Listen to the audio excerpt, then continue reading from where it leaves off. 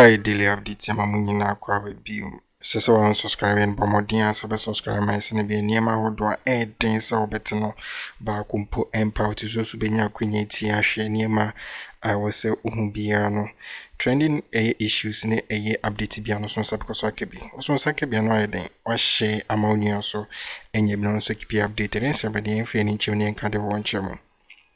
We are parliament issues na in summer abitodwa breaking news about HSA. Bagbin suspended parliament indefinitely no. Supreme Court the ruling by say any actions are take or parliament NDC or declare NPP and sorry MPs 4 MPs almost sit vacant share no name miensa MP NPP MPs any ba ko NDC MP HSA sanketo. Supreme Court say Bagbin actions no will take place in your own constitution to unretracted. Not just say MPs no declare seat vacant no me de almost unquestionable.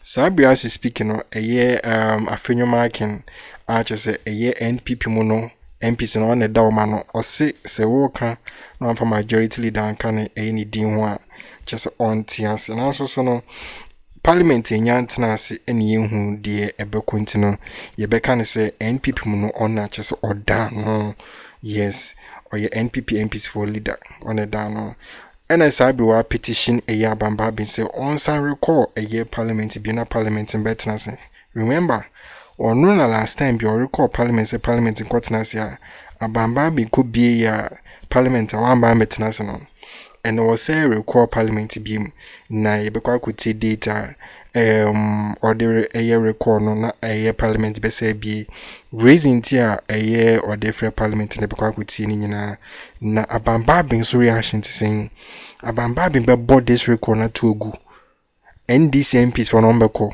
yebekwa kuti information ni nyina after that no so no you say headmasters for more Ghana nyina no Omode so Bobby ba akofado de omoka awontia edifa phrase no inkuti update aba.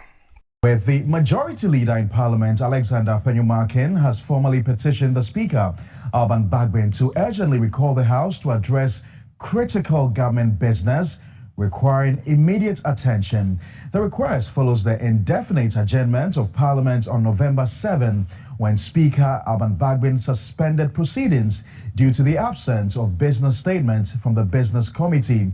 Well, in a letter dated Friday, November 22, 2024, and signed by Afenyo Markin, the NPP caucus suggested Thursday, November 28 and Friday, November 29, 2024 as suitable dates for the emergency recall. The letter also urged Speaker Bagbin to exercise his constitutional mandate under the Standing Orders 57.3 and 58.4 to reconvene Parliament and address the outstanding business of the House. And let me now take you through the business slated for the recall. The reason essentially why the NPP is calling on the Speaker to reconvene Parliament. They are requesting for Parliament to be recalled to look at essential tax exemptions for designated beneficiaries under the One District, One Factory program. Also, the Ghana Financial Stability Fund, an international development association facility of $250 million. Also, the consideration of the President's nominations for appointment as justices of the Supreme Court. Other matters to be looked at when convened are the ratification of mining lease agreements between Ghana and the Ashanti Bauxite Company Limited for the mining of bauxite in the Nyinahine Block 2 area in the Ichimamponia district of the Ashanti region. Also, the ratification of mining lease agreement between Ghana and Barari DV Ghana Limited for the exploitation of lithium at Eswaim in the central region. Others include bills on the Environmental Protection Agency 2024, the Social Protection Bill 2023 as well. So quite a number of important legislations expected to be looked at when Parliament reconvenes on the said date. Ebusa from Enkonsemunum, any braba, Yamana Womo Eco Secondary School no. Aban campaign say Ghana for toma NDC a ombetwe free SHS num womu si womu ntwem na womu dwe Ghana for no yanom yeto abama na Akufo Addo abai 2020 no ewie ye na ewra 2021 mu no efiri ho bepem ene free SHS school fees ese etuadema headmasters for akola bia school fees na yede bo school ne ho bra no bepem na mfie miensa na Akufo Addo ntwae enso wonam keka kira amanfo se na mahama campaign atonsuom na free SHS mo ye free SHS campaign so adia no school fees na ebebo ama school na tumi arane no yanom wono mo etumi ntuaye from 2021 2022 2023 2024 be se mfie miensa ne fanie abai tumi ntua school fees no eno achi yesi perishables eniema ale abetoto nuane ai no ehon sem bekoso no ne ade no yesi free August ebeka October abai entua bi eno achi stationery enkrata sem buku sem ne ade a ye be ye friend say admission wabra asukufo yi ekosukuu yi abai entua sasika no eti headmaster for ne kiremo say wo ma kwakọ free niema bebre e de free eye amanfo ho na sene enema si kono se aban ama metua sasika na ene school no begu etu hwe akrata wo ma tworo de akoma education minister Dr. Yawo osedu chumenie wo tworo akrata yi busumi ya yewo mi ni da etosu dumi ensa na ese na wotwini ene ye tworo ye ena ose wo ma tworo akrata command minister na 20th September 2024 kai ne se ese wo mu release star sika betua outstanding payments for recurrent fees owed to the schools since 2021 academic year, as well as refund of monies for carton food items from regional zonal food centers, among others. It is a siano sasika wade kofa nuane ne ade nyina yamutu abantuaye etu amoba feature number free SHS free mo biso am say mo man school fees no matua say ohwe TV so ahwe nuane asukufo ni di gari ne nkwan tama e komsi wa Ghana ha 1983 menye sure bo say Ghana for di say aduane we bi ena ya free SHS asamna kwakwa ebibi ho eno nam so ama NDC oko parliament eye deputy ranking on education committee here Dr. Clement Park edikata ababonten ababe kiremu se saasem ya si ama yehunu se nyamerim no kwere na free SHS no ade se enkoyie eti se obi ka se free SHS no enkoyie ana nkyere se wotan no na wo se NDC fo eba aban mu a wo mo beba be ye ni ye na nanu ye John Dramani Mahama eka sa asem no a wo ka no ne na wo ka nyina ne se wo beba be free SHS ni ye na enye se obeba betumiti wochemu se wo beba betwa double track room if we say the chance for kika ne ne ekoyie enkoyie na wo ma pe sustainable funding e de aboa se ne be ya wo mbekwa akọpe ring fencing e wo oil sikanum na afi abandoned e-blocks no abanya sasie cheche ne ma bebre mu chemu se Ira John Dramani Mahama nya de oba obetwa free SHS num na Akufo Addo mom e na enye ni ye a wontumi ntwa nkola ne school fees meanwhile so ye de akọ budget mti se sika no akwakodi ho abotom na chaasefo e ye de na wo matena se amfie miensa afi na wo mo ba be kasa ye kwa ama no so na ne Dr. Peter Pate anti entwetwe enkomo e wo sa asem no ho nso no ase ahoma no atiatom ye baba ahomode na ya pe eye empanyifo a wono mo enim de wa adisua ho nsem se adisua ho nsem na eba ne se ya hwan ena ne ho kokema ya wofo anase ya sukufo no anase dent na charge for ne de obo omahoma mu a em se ye kwakoto aba na omatworo sakrata nyina wo mo san esuro na mmom no wo de akosua ma ye to aso ho na ye nhwe Dr. Peter Pate anti ahoma no atiatom ya nyana ya bepe eye obi foforo na ya san ne no atwetwe nkomo efise sa asem we ade ahuhia obakọ secondary school a na ye ntua fees e be den na eye headmaster for anya eduane efise ne mom ko gigi nyina mko free no omo se omo di schools ni ko court amen na so ma ese school fo ni bebrebu ofuse nuane omo die no ama tension na e ba secondary schools ni bi then so aban gare ni nkwan omo edi no adeshima ma yatua no sia brem kase bone so na yakoyenim na de shebesha nso enche bia enne beto odwa se wonne ya osisi adan e wo mai emu no Womu su se cement boa a ye dene e wo Ghana ha se ya. Se said wuntimi ento cement kra hwe yewra mahama breso a o na cement boa fom kra tete Ghana osahe na chese ne boa fom na so MPP betina banya so no hwira na ekutwiri kosoro nkita free 100 Ghana cedis e kwa wuntimi ento cement e wo mai emom na no de beto odwono so afo ya wo hwe man ye dwadie ne ye mfiri dwuma so wo wanyafo Keti Hammond hye se ni manum ya wo komra hye bedwam na wo de airline akopie mu na wo magyetum ama na ye mra se ne be ya woni a wo ye cement ho adwuma e wo man ye manufacturing companies no wo mo ne bo no atimi abafom se ne be ya se gasemo se hwanyi o ni nyina no okwakoto a ene price na be ye ba akonya se wedi osoro na wedi ofom e ba san so ebetinya bo ama woni osidan Ghana fo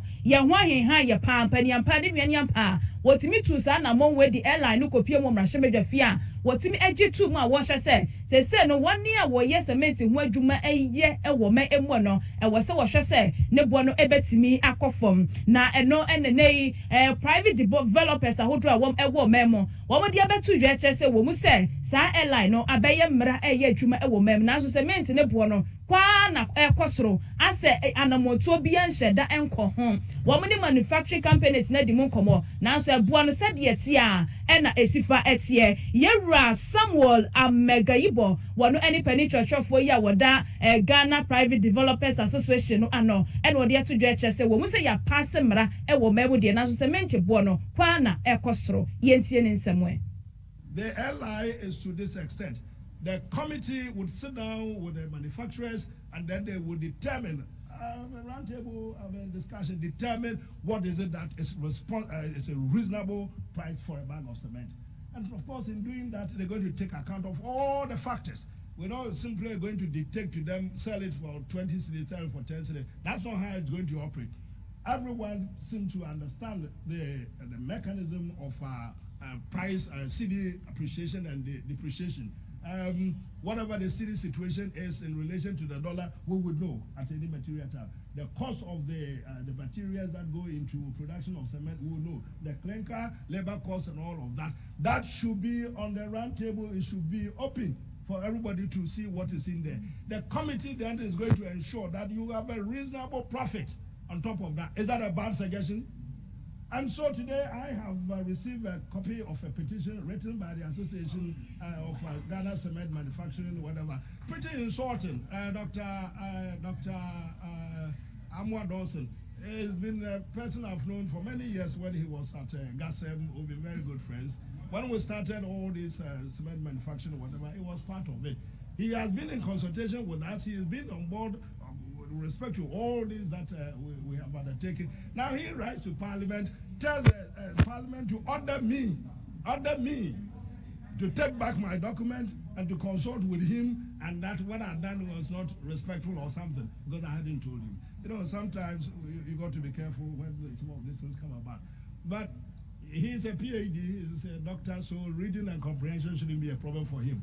He should go and read the Constitution, and he will see that by Article 11 thereof.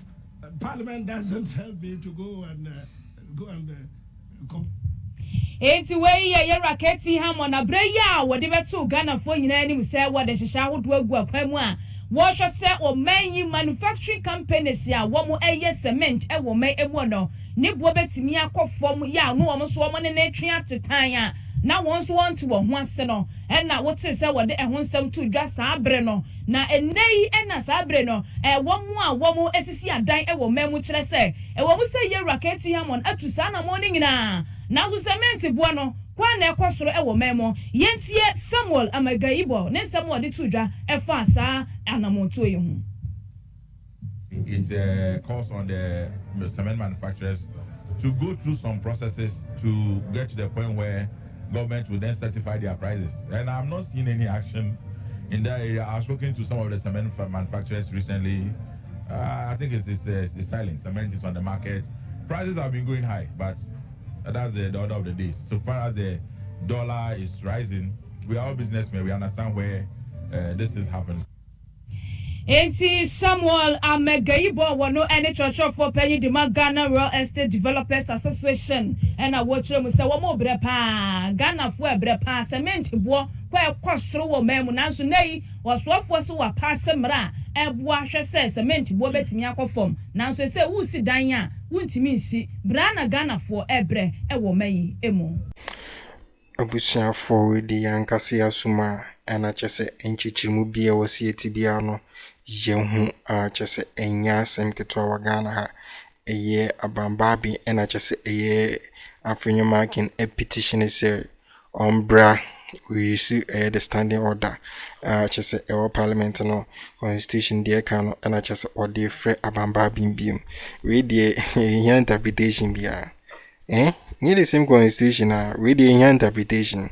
So you saw the constitution is standing on the whole parliament no and I just say all quote they are free abambabin say on brambetna parliament with immediate effect.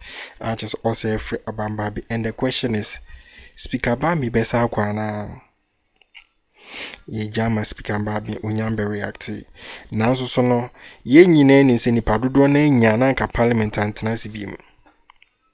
Didn't na make us these people person omokotena parliament e personal sani mani nyina no like show his kapa ye kwakoji at this time ye kwakoto ba all the says can ba bed e bi mo kre kase sani bi mo ken we allege say says ka we $250 million omo pedia ye campaign is allege sana man for wedding e keka and Ushen man CI deben and unim say all these bills are very important. All these bills are very important because raising attention are good reasons. I just in here say pass all these bills. Now say all these bills are important. Now say be boa magana akwenim Ghana tumpo. What the kind of first recall? What the kind of first recall? Brabetna say also metenase. Meanwhile, also the case in the court to say abamba bin twentwen so no the ruling at the everba. Inti on stay of execution. Speaker tiase. Mo metenase amozo mo metenase. Na mo se mo ye caucus meeting. Mu pie ba ya MPs omo ye yo mu interview ni na obi ane de oka. Japan TV in Bokokos meeting as inti omante. And so NDC for MPs for can say omo alert mo say abamba biaba and crofo ebo mama nie more friends in NDC MPs ebi mo testimony ni nyina chimamba. Afenyo Markin piba wonte be can say dinti awamba ne say na NDC MPs for ne tena kwan so at the majority say into no wamba. So omo ankasa no obiane de oka obiane de oka and usha ye parliament ni tum say are suspending for indefinitely na pe and these people suffer the media beam omo frɛ omo kanche omo say omo bra number omo wants them ka omo frɛ media press omo start to be my speaker beam ke ka ma adwen kire no Moses na mo ye recall no the information by say recall no mo ye no no omo at the NPP side no mo claiming majority no nipa buy that no mo ye 31 pe chese omo kra mpo no omo nso omo ankasa ho kra mba o mo free parliament NDC form no omo nye part of government business no kra mpo no omo do so same so obi bisa say amamba bi obi tiwe akwa na and number 1 2 I see the chairman is ketia akase memma NDC MP bia NC parliament memma NDC MP bia NC parliament ono can say there is no emergency bill bia da ho bill now mo so person ko pass no ba ku bia no a yam pass ya Ghana ebebo ba ku bia no as yam pass ya ebeka se jabeto Ghana. There is no emergency bill be a daho. So mo beyond wasting the time ni petrol ni na nko shata de nko tena parliament. Nyame hia pa no ene so mo ntina mo constituency enyo mo campaign. Omuntina mo constituency for money into form and shade the way on base boa ama free and fair elections are aba no behind the NCC omo. Man moment san selma daji and send ko parliament. No mo kwa because already no NDC MPs for no say moment na the minority side who be mo. Moment na be because almost mo take orders from yes Mr. Speaker. They don't take orders from Supreme Court. Almost so a stance no. So there is no way almost so got now the majority side. Till say Mr. Speaker be declare say okay, say na benti a NDC for mon na the minority side. And yes, our party almost so met na the majority side. So imagine say NDC MPs for the car the majority side. Afenyo Markin and Crawford. Tonight because already no senior they say or better the minority side there because spiritually no a idea okotena ho ebe ha no ene political party into nyado so akotena.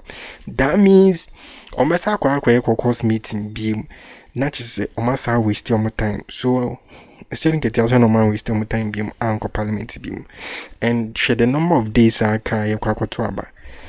And so one anko parliament be my no punishment because 15 days now must say akano and so no one parliament punishment be man. I have 15 days name so never go to abano. So near my boban ye piety mu inchichimu ye after that no headmasters or more various schools SHS no or more dan akofado ka say 3 years ni arrears da wontua akofado ntu omoka free SHS no or the omoka wom aduane krombeto ama nkra no kramo na di musiketo enso mo ne na mo ka se free SHS no NDC for some betwem mo so am dia de na ba na mo de campaign no mo so mo ntimi enye den enye ho adwuma etinse me bitima che adwane the comment section subscribe na share ma onyo so yede insan ke bi 100% musi Akroma.